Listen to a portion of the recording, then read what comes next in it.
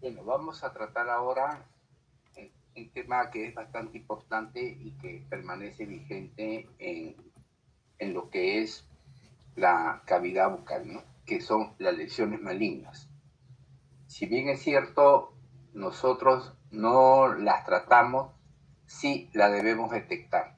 Detectar una lesión maligna a tiempo involucra salvarle la vida al paciente o en todo caso darle mayor sobrevida. Para ello debemos examinar no solo los tejidos duros, sino también los tejidos blandos. Y dentro de ellos están todos los tejidos que están dentro del cabo oral. Principalmente las lesiones malignas se acentúan en la lengua. Eso no quiere decir que no hay en piso de boca, en encía, en la región retromolar, en el paladar, en la cúpula platina. Perdón, sí. Creo que no está pasando la diapositiva. ¿Sí? ¿Ahora? Sí, en la primera. Ok. Ahora sí cambió. Ya.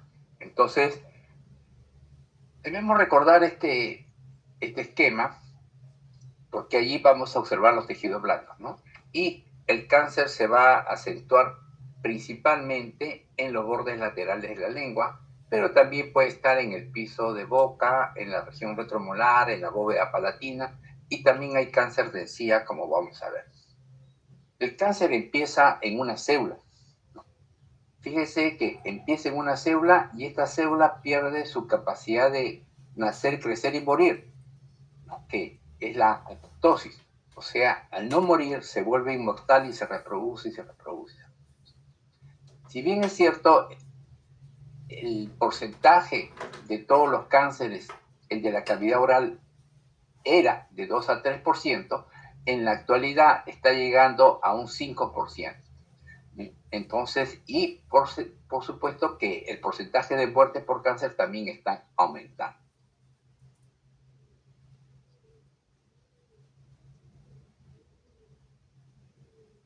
Entonces, hay que tener en cuenta que la orofaringe se divide en paladar blando, base de lengua, amígdala y pared faríngea. En la orofaringe es más difícil detectar, sobre todo cuando está en la base de la lengua, en la amígdala y en la pared faríngea, detectar el cáncer en un estadio temprano.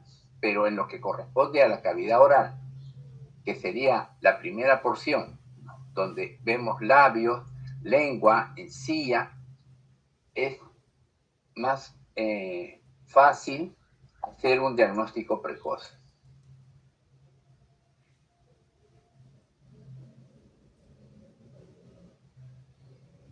El cáncer de boca es más común en hombres que en mujeres en una proporción de 3 a 1. La incidencia del cáncer se incrementa a partir de los 50 años. Hay un aumento reciente de la incidencia y hay una distribución aproximada de 44% en la cavidad bucal. Ustedes se percatan entonces que la mayoría del cáncer está en la cavidad bucal. En la laringe hay menos y en la faringe también. Entonces, en la cavidad bucal nosotros vamos a encontrar lesiones malignas, ¿no? Y vamos a encontrar también tumores malignos.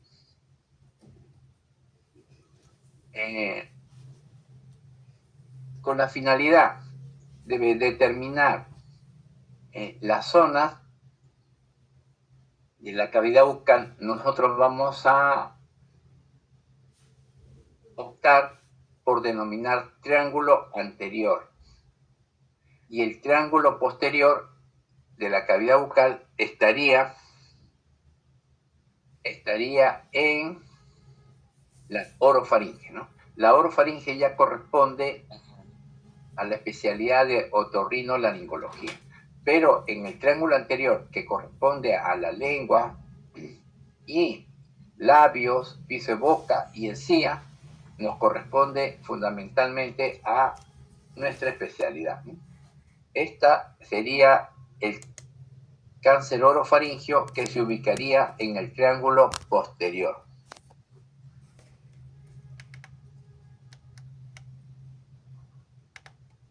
Entonces, el cáncer oral y el orofaringio, en cuanto a la lengua, se ubica en la porción anterior de la lengua, con mayor frecuencia, específicamente en los 2 tercios anteriores. El cáncer intraoral da algunos signos que se denominan signos premalignos. El cáncer orofaringio no da signos ni síntomas premalignos, ¿no? Y presenta una superficie granular de un epitelio escamoso. Lo que quería manifestarles en esta transparencia es que, a pesar de que en la región orofaringea hay mayor tejido linfoide, no da lesiones ni sintomatología premaligna. Pero todos sabemos que en este tejido linfoide hay predilección por los virus. Entonces, el cáncer orofaringio puede estar relacionado también al papilomavirus.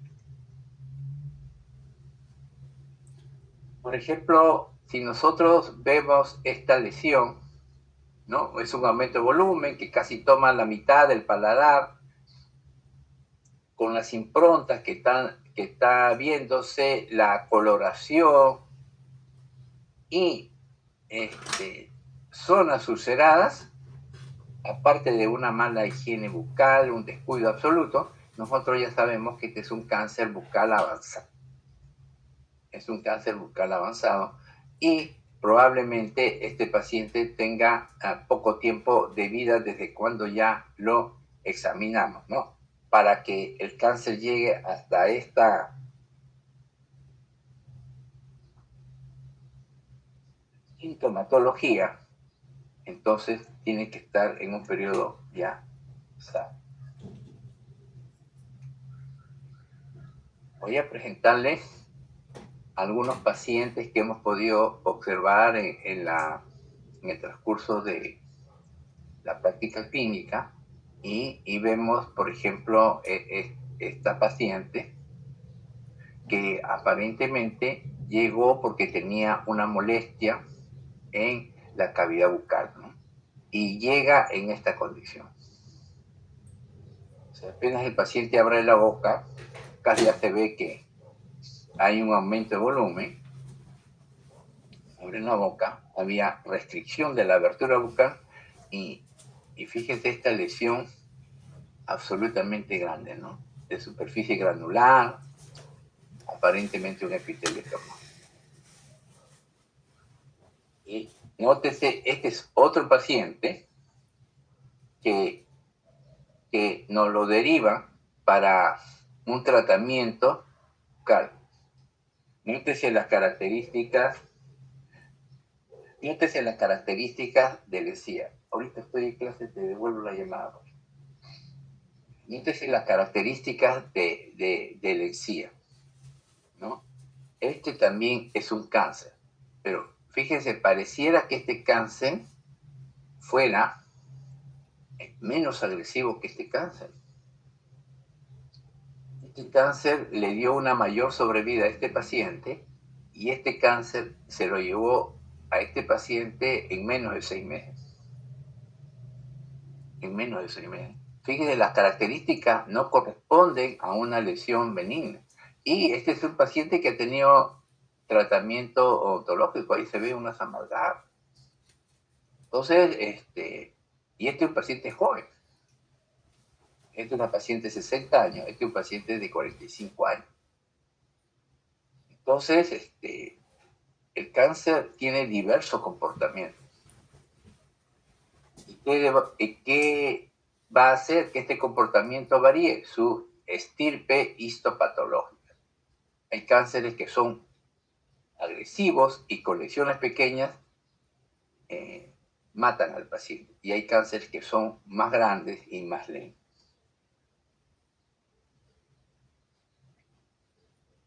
¿Qué es lo que nos hace sospechar que estemos frente a un cáncer bucal es una úlcera crónica, ¿no? Donde los bordes laterales de la úlcera estén como si fueran indurados. El 90 al 95% el cáncer es invasivo, quiere decir que da metástasis, y en cualquier área que esté fija o esté indurada, nosotros palpamos una lesión y se siente, mejor dicho, a la palpación, la lesión que está fija, o sea, no hay movimiento, y como si viniese de adentro, es una alerta para sospechar de que pueda haber un cáncer. Y el cáncer invasivo es exofítico, quiere decir que crece hacia afuera, puede ser endofítico. Entonces, si nosotros volvemos acá, este sería un cáncer endofítico, porque ha crecido hacia adentro y ha dado metástasis hacia adentro. Y este es un exofítico, está creciendo hacia afuera.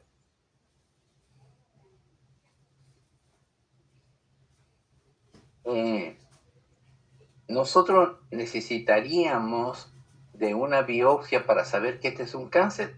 Sí, solo para confirmar que es un cáncer. Pero desde que nosotros vemos una lesión que está ulcerada, fíjense la úlcera y esa área amarilla de fibrina, ¿no? No es pus, es la fibrina, es como que quiere reparar y no repara, quiere reparar y no repara. Y ustedes notan un borde como si fuese un anillo, y este borde está indurado, esto es cáncer, y solo falta que la biopsia confirme que es cáncer. O sea, es cáncer hasta que la biopsia nos diga, no, no es cáncer. Entonces, clínicamente nosotros decimos, esto es cáncer. Miren esta lesión, aparentemente superficial, pero si ustedes se percatan, el fondo, miren, está indurado.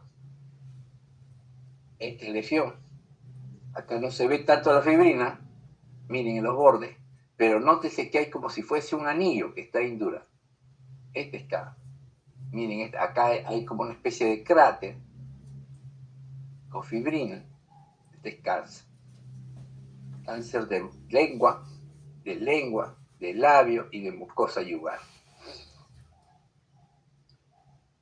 ¿Qué hacemos si nos llega un paciente así? Este es el que menos parece que fuera cáncer, ¿no? Esperar 15 días. ¿No? Esperar 15 días. Si en 15 días no cura, o tomar una biopsia si es muy pequeño el cáncer, o derivarlo a un especialista en oncología, ¿no? Que va a determinar si verdaderamente es cáncer o no. No dejarlo, porque si lo dejamos, es que esto ya se va a desarrollar y va a afectar de manera irreversible. ¿Cómo lo vamos a reconocer? Porque se va a engrosar la tumoración en la mejilla. Va a estar gruesa. Va a haber persistencia de una lesión blanquecina, como en este caso, ¿no? Esa lesión blanquecina es la fibrina, o sea, quiere reparar. O simplemente una lesión rojiza, como vemos en este. Una lesión rojiza.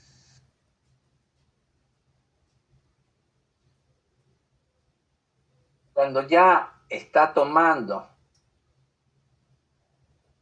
tejidos más profundos, va a haber dificultad para mover la boca o para mover la mandíbula.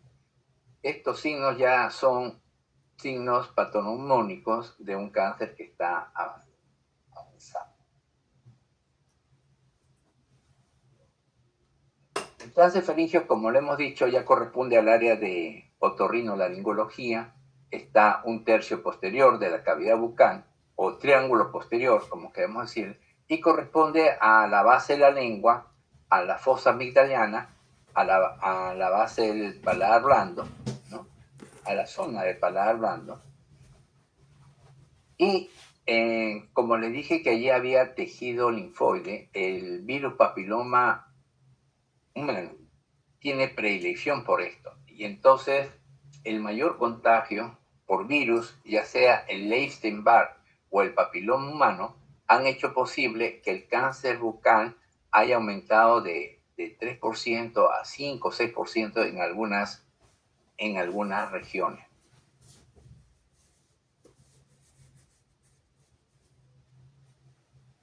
Miren, cuando nosotros vemos una lesión exofítica y verrucosa, como en este caso es una lesión solitaria, esta es una infección por papilomavirus, por el virus papilomavirus.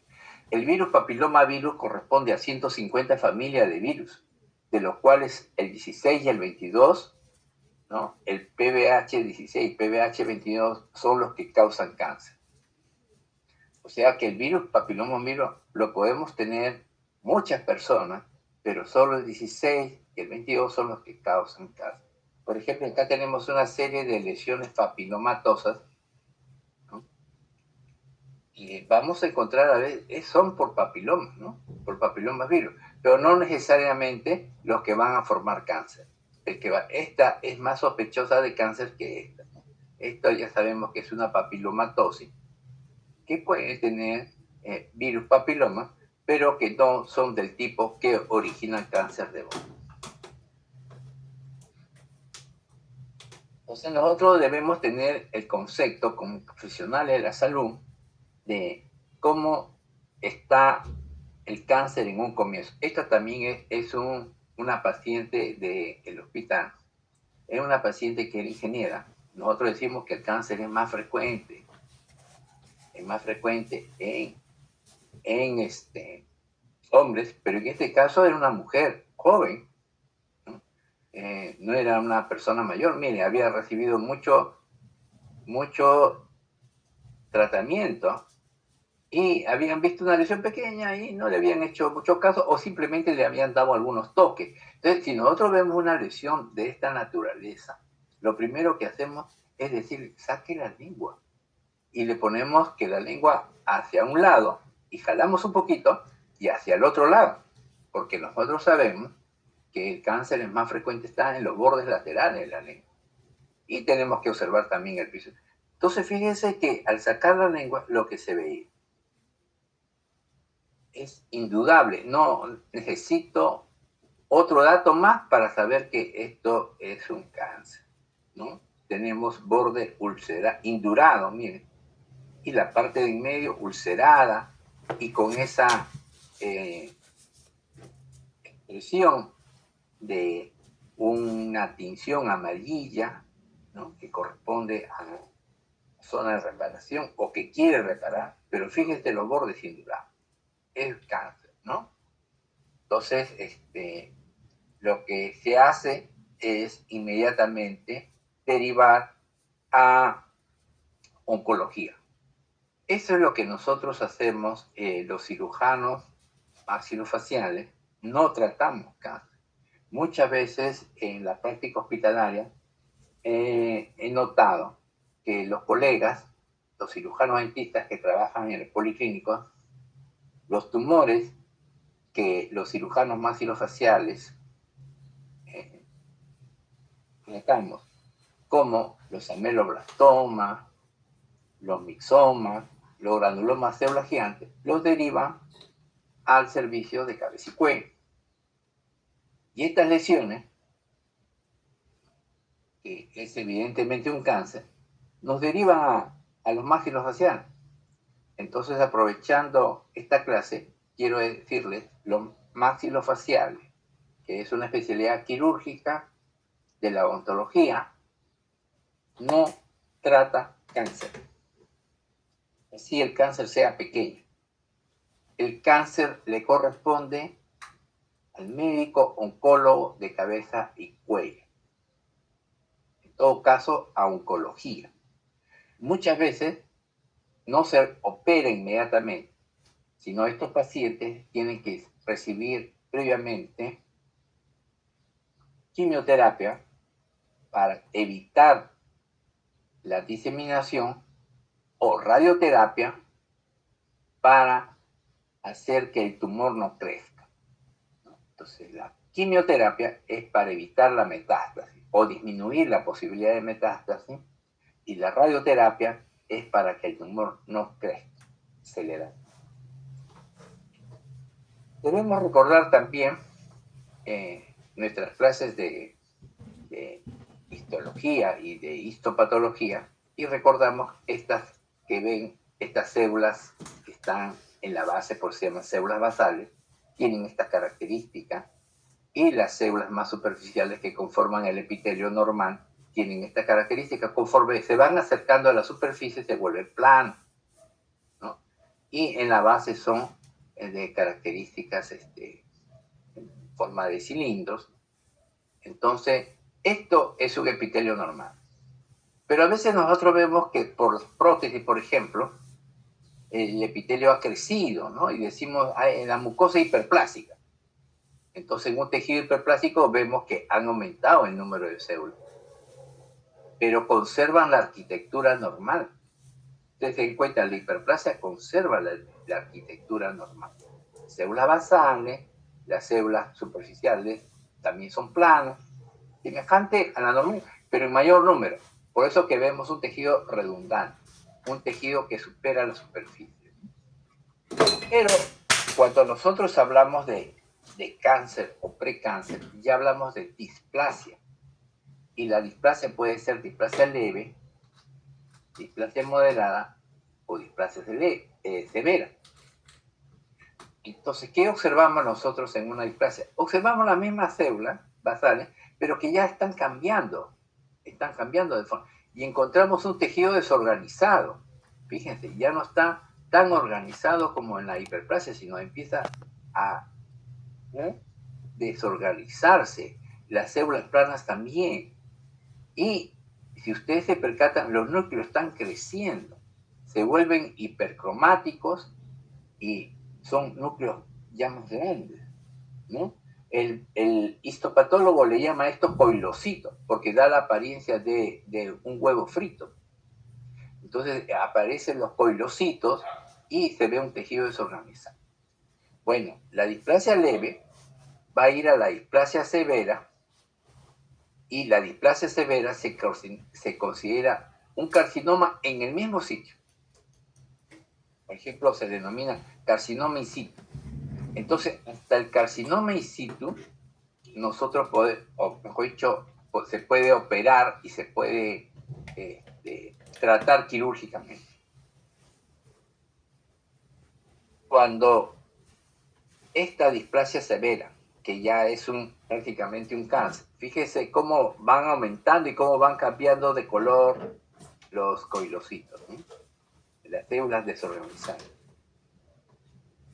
Estas células con núcleo grande, hipercromático, empiezan a abandonar y no son células que pierdan la capacidad de apoptosis, o sea, no mueren, se vuelven inmortales. Entonces, estas células, que son células cancerosas, se van hacia otros tejidos. A esto se le llama metástasis o carcinoma invasor. Entonces acá ya los oncólogos tienen que hacer primero, antes de operar, primero una quimio o una radio, o quimio y radio y después la cirugía. Y muchas veces solo quimio y muchas veces solo radio, porque ya no es operable el cáncer. Entonces, nosotros, nuestro rol en la sociedad como profesional de salud sería el diagnóstico precoz y ubicarnos en lo que es la displasia leve, ¿no? No dejar que esta displasia leve avance hacia un carcinoma, que este carcinoma puede ser un carcinoma in situ o puede ser un cáncer invasor. ¿Qué factores generan el cáncer, no? Existen muchos factores que generan el cáncer.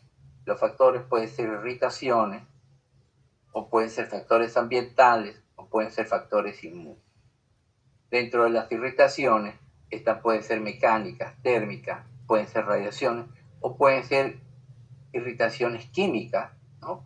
Causadas por sustancias dentro de las que se encuentran colorantes y aditivos.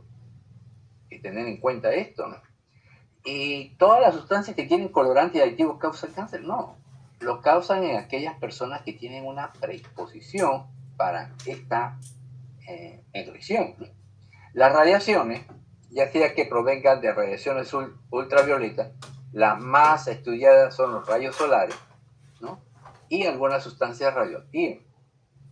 Entonces siempre se recomienda el uso de protectores de la piel, sobre todo las pieles que tienen menos melanina, llámese las pieles que son más blancas, necesitan mayor protección. las pieles que tienen más melanina, o sea, las pieles más oscuras, quizás necesitan menos protección, ¿no? Digo quizás porque no se está. Lo importante es que todos, en la medida de lo posible, cuando estamos expuestos a rayos solares o otro tipo de radiación, debemos usar protección. Las térmicas son originadas por la acción de algunos, por ejemplo, alimentos demasiado calientes, ¿no? Al pasar por el esófago, ¿no? Hay personas que tienen la costumbre de tomar las infusiones o el café bastante caliente. A la mayoría quizás no les pase nada, pero algunas personas pueden desarrollar lesiones malignas. Y dentro de las mecánicas tenemos el roce continuo. Por ejemplo, de una prótesis dental que está fracturada, puede dañar los tejidos blandos, ¿no? Puede dañar los tejidos blandos y este daño puede ser que aparezcan úlceras y que estas úlceras no desaparezcan. Entonces estamos frente a una lesión maligna. Dentro de los factores ambientales, el tabaco, fíjense, los factores ambientales están el tabaco, el alcohol y las grasas. Antes se pensaba que los que fumaban hacían cáncer de pulmón, ¿no? Pero ahora se sabe que los que fuman y toman, o sea, esta combinación, fumar, tomar, puede originar cáncer de boca. Y también, o factor, digamos, irritativo, predisponente, ¿no? Y el otro es las grasas, ¿no? Es más frecuente que el que ingiere comida grasosa tenga mayor probabilidad, si fuma y toma, de desarrollar cáncer de boca. Fíjate, hay gente que come grasa y no es obesa. Entonces, hay que tener en consideración eso. Algunas enfermedades pueden conducir a que bajen el sistema inmunológico, ¿no? Todas las enfermedades que deprimen el sistema inmunológico pueden ser causa de desarrollo de algunos cánceres. Por ejemplo, los que están muy adelgazados, los que son obesos, los diabéticos, los que toman corticoides, todos ellos tienen mayor predisposición a tener la posibilidad de que una célula con potencial genético pueda transformarse en una célula inmortal, ¿no? En una célula que no muera, o sea, que pierda la apoptosis. Entonces, los cánceres bucales se van a derivar de todos los epitelios que encontramos en la boca, ¿no? Principalmente del tejido conectivo, ¿no? Del tejido epitelial.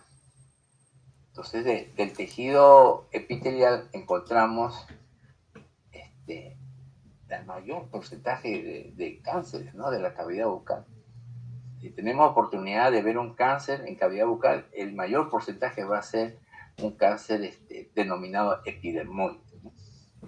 A veces nos dicen que estamos frente a un cáncer. El cáncer es vasocelular, probablemente es un cáncer de crecimiento lento que se puede extirpar mientras se quede en el epitelio. Pero una vez que penetra en epitelios más profundos, entonces sí puede hacer metástasis. Pero el que más frecuente vamos a encontrar es el carcinoma epidermoide, en el 90%, ¿no?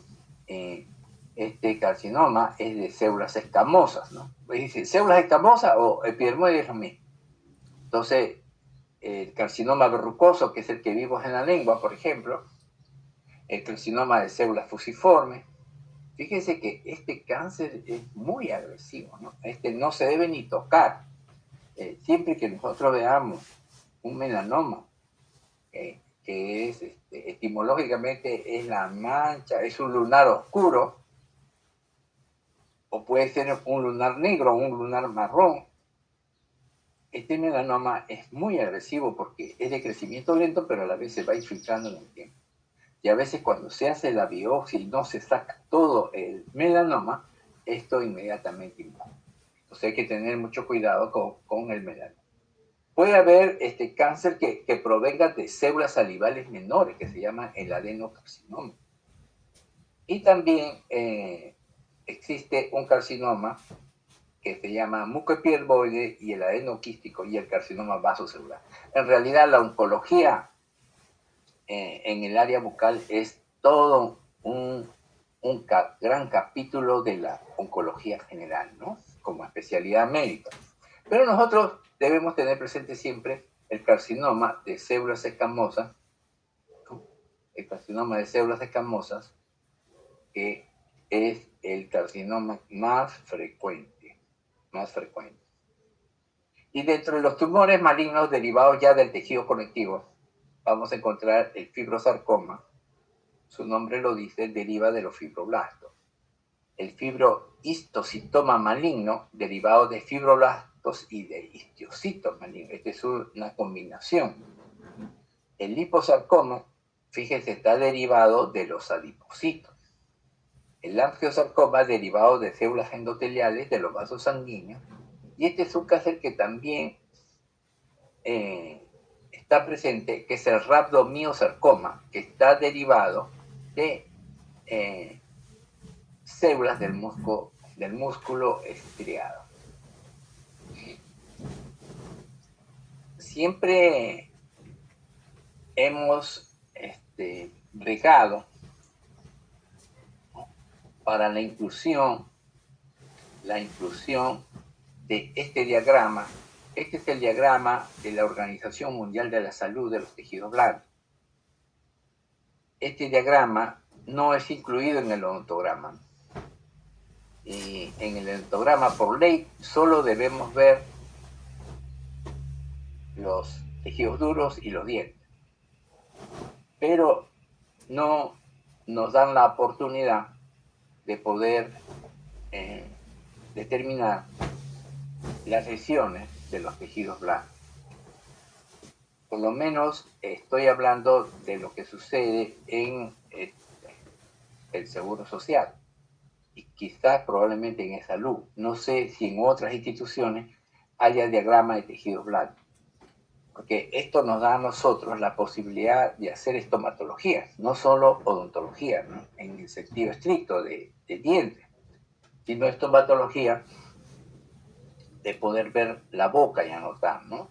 Si tenemos este diagrama, prácticamente nos vemos con la condición de poder evaluar y llenar, ¿no? Entonces, los sitios más comunes donde aparece el cáncer, fuera de la cavidad bucal, es los labios. Dentro de la cavidad bucal es la lengua, ¿no? Entonces, esto a veces confunde. Fuera de la cavidad bucal, el cáncer aparece en un 40%. Y dentro de la cavidad bucal, el cáncer más frecuente es el cáncer de lengua. Y le sigue el piso de boca. Fíjese que es importante poder tener presente esto, ¿no? Siempre lo más rápido posible, porque es examinar lengua y piso de boca. Después en sí siempre examinamos, ven, paladar duro es poco, el carcinoma de amígdalas también se encuentra presente, y en mucosas bucales el 2%. Por ejemplo, miren, aquí nosotros vamos a ver una zona enrojecida, y acá vemos una zona blanca. Entonces acá nosotros decimos eritroplasia, y acá decimos leucoplasia. Entonces, en la zona blanca decimos leuco, porque leuco es blanco, y en la zona roja, eritroplasia. Entre una leu y un eritro, esto es cáncer, hasta que se demuestre que no es cáncer. Esto puede ser cáncer, pero esto es cáncer. Es rojo, está ulcerado, miren los bordes, es un cáncer avanzado. Y esto de acá lo puede haber tenido mucho tiempo, pero no necesariamente puede ser cáncer. Puede ser cáncer o no. Entonces, acá nosotros vemos que puede haber un carcinoma in situ, ¿no? Que pues cuando ya se habla de displasia epitelial, ustedes ya saben que ha habido cambios, ¿no? Por eso se llama displasia. Solo para abundar, que para que haya un factor de riesgo más importante tiene que haber tiene que fumar y tomar. Y una dieta rica en grasa, ¿no? La dieta rica en grasa va a predisponer más fumar y tomar a el cáncer. Otro aspecto es el alcohol, la luz solar, la irritación crónica. Se hablaba mucho de enjuagues bucales con alcohol, como aquellos enjuagues que tenían alcohol y producían una irritación, pero se ha demostrado en la actualidad de que no son tan importantes ni tan significativos en desarrollar lesiones malignas o malignas, ¿no? Y si les preguntaran a ustedes, ¿qué hizo que el cáncer bucal esté aumentando? Entonces ustedes tienen que contestar la infección por papilomavirus. Por eso que antes el cáncer bucal se daba en personas mayores y ahora se presenta en personas más jóvenes. Entonces, si hay una persona que es fumador, 48 años, lesión de lengua, presente desde hace 4 meses, no duele, no hay otro síntoma, ¿qué piensan ustedes? Miren, esto llega a su consulta. No, ya tiene un favor. ¿Qué tendría que preguntarle? ¿Usted toma frecuentemente, todas las semanas, todos los fines de semana que se va a jugar pelota y empieza a tomar, o de vez en cuando? Su dieta, ¿cómo es su dieta? Una úlcera que no cura, debe curar 2, máximo 3 semanas, desde hace 4 meses. No duele. Al comienzo el cáncer no duele. Después ya el nervio lo deshace, la célula maligna. Y por eso muchas veces se presenta adormecimiento. Pero acá no hay otro síntoma, no hay ganglios. Porque el cáncer viaja a través de los ganglios. Pero ahora con toda la información que ustedes tienen, este paciente no lo pueden hacer curaciones ni implantes. Lo que tienen que hacer es derivarlo a un oncólogo, ¿no? Para que determinen si es cáncer o no. Esta es nuestra responsabilidad legal.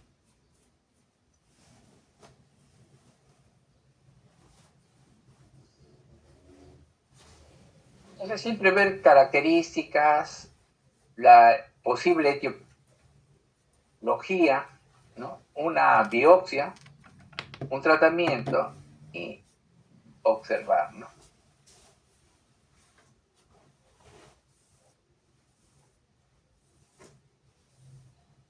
Entonces, hay otras zonas, como por ejemplo la India, ¿no?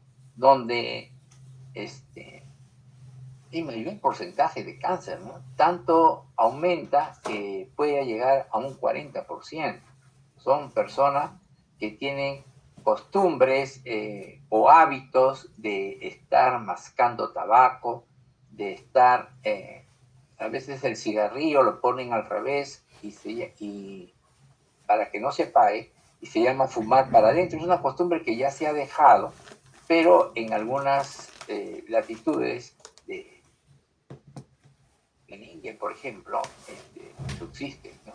Entonces, fíjense, si nosotros vemos esto, este es un cáncer, una lesión roja, acá granulomatosa, acá zonas de úlcera, pequeñas zonas de úlcera que quieren crecer y no.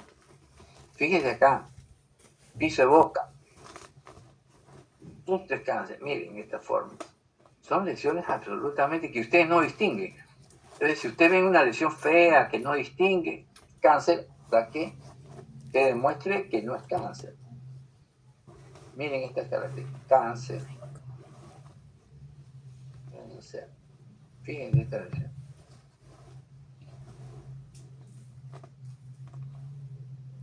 Cáncer avanzado.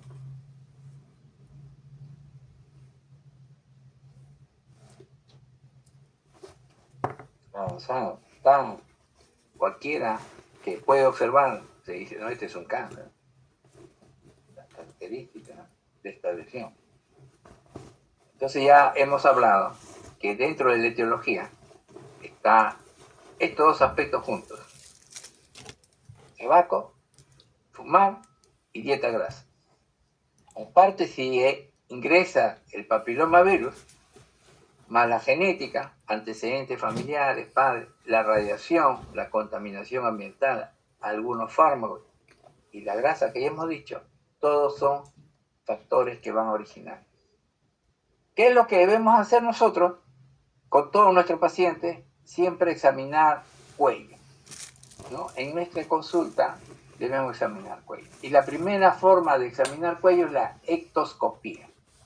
Estando el paciente de frente, se le pide que levante la cabeza para que podamos ver simetría, ¿no? Características de la glándula tiroides, y fíjense, características, la presencia de nódulos indurados o no.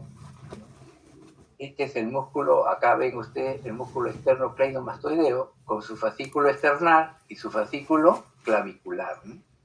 Músculo externo cleidomastoideo, ¿no? Entonces vemos que hay simetría, que no hay bultos, y lo comprobamos con el examen bimanual, ¿no? El examen bimanual vamos palpando rápidamente de arriba hacia abajo. Lo mismo hacemos con la mucosa oral. Miren, de esta forma, tanto para el lado derecho como para el lado izquierdo, antes de abrir la boca. Cuando ya abrimos la boca, usualmente lo hacemos con espejo, pero lo ideal sería hacerlo con los dedos encuadrados, ¿no? Y ver, por ejemplo, fondo de surco, tanto del lado derecho como del lado izquierdo, para observar presencia o no de lesiones, aumento de volumen. La lengua, hay un programa en Chile que era para concientizar a los cirujanos dentistas y a la población en general. El programa se llamaba Saca la Lengua, ¿no? Y hacía que la gente pudiera ver, y también que los cirujanos dentistas puedan observar en cada examen, antes del odontograma, ver los tejidos blandos, ¿no? Saque la lengua al lado derecho, al lado izquierdo, y ahí piso de boca, como vemos nosotros, la punta de la lengua arriba, piso de boca, bóveda palatina, ¿no? Mucosa yugal, y enseñarle también al paciente si es que tiene algún tipo de antecedentes familiares, enseñarle el autoexamen, ¿no? Que cada cierto tiempo, cada 6 meses, pueda autoevaluarse.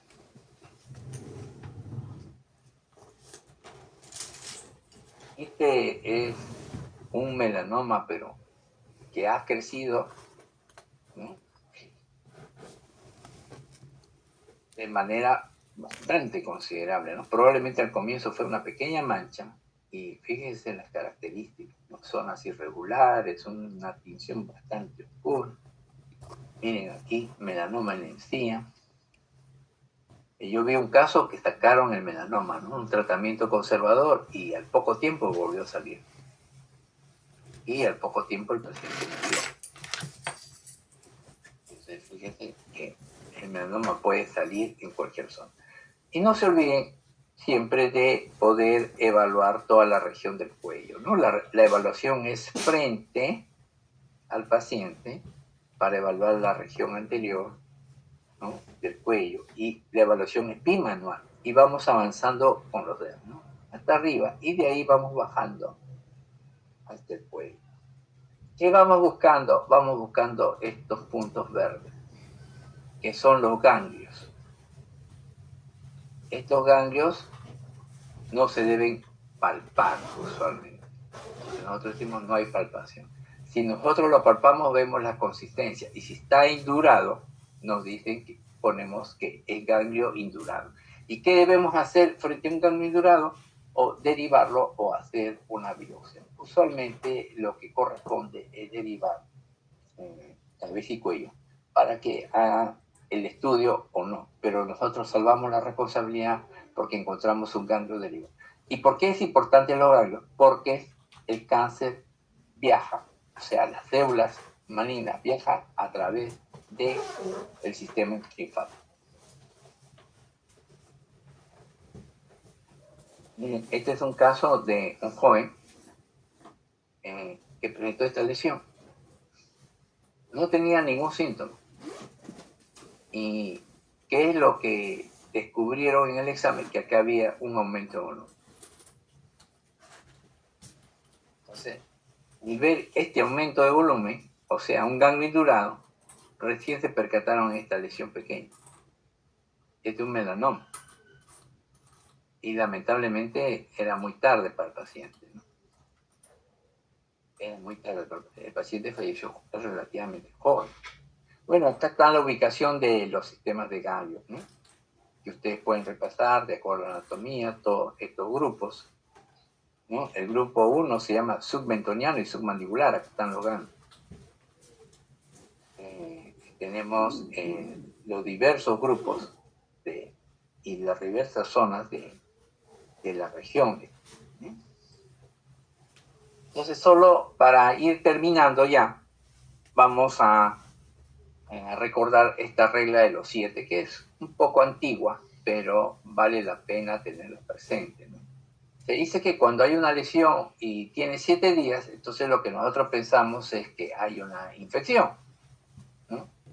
Si viene con una lesión y dice, tengo 7 meses, doctora o doctor, con esta lesión, entonces estamos pensando que es una neoplasia. Y puede ser, cuando hablo de neoplasia, neo significa nuevo crecimiento. La neoplasia puede ser de dos características.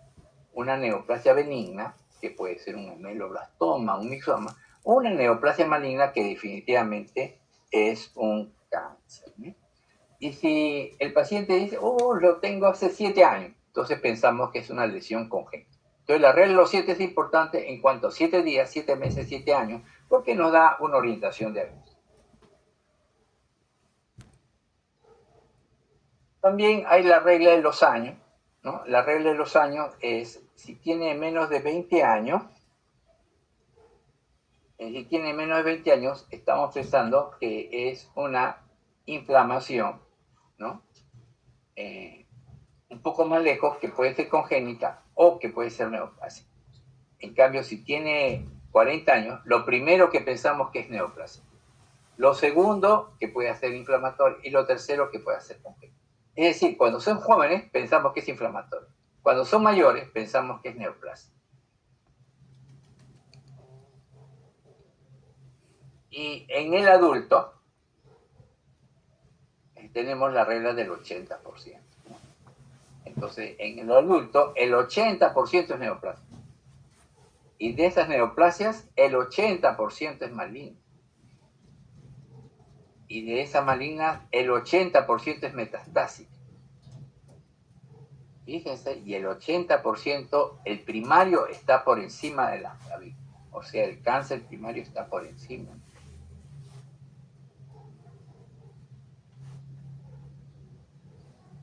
Entonces, la regla de los años más la regla de los 80 es igual a que un paciente anciano con una masa en el cuello lateral es un cáncer hasta que se demuestre lo contrario.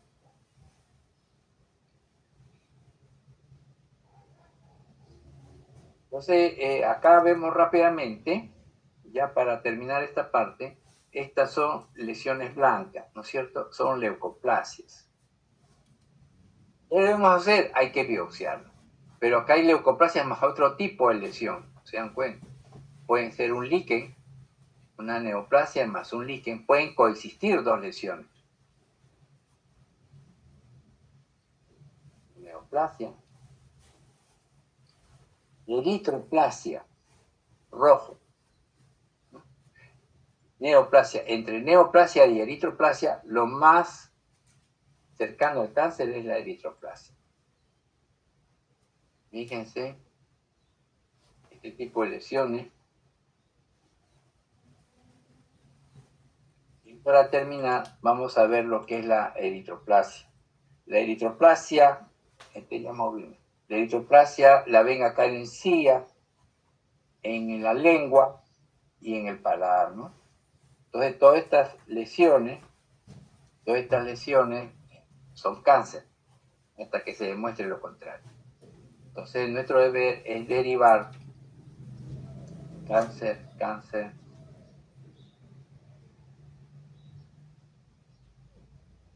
Por último, acá vemos un aumento de volumen en el cuello. Está indurado y está fijo es crónico, es de hace tiempo, se llama adenopatía cervical, puede ser una tuberculosis o puede ser una lesión maligna. Y las lesiones que vamos a encontrar pueden ser blancas, pueden ser rojas o un líquen plano, ¿no? Por ejemplo, estos son líquenes planos. ¿Y el líquen plano es cáncer? No, pero es una lesión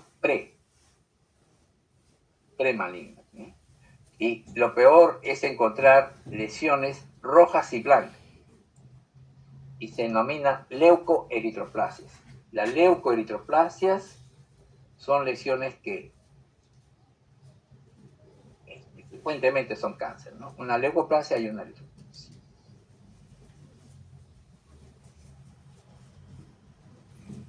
Bueno, ¿hay alguna pregunta aquí?